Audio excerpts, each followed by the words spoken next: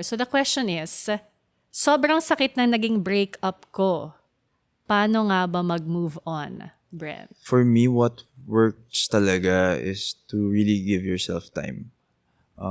Really go through it. Kasi yung iba, ginagawa na ba, rebound, or they try to waste away, yung nag-iinom, kung ano-anong bisyo para lang makalimutan. It won't benefit you in any way. Para sa akin lang talaga, focus on yourself. Give yourself time. Mourn if you have to. Parang pag kasi nag-move on ka, para kang namatayan, di ba? Just really go through it. I don't know how long you need kasi kanya-kanyang pacing talaga yung mga tao. Pero once na bigyan mo ng enough time sa sarili mo, dahan-dahan yan makapag-move on ka.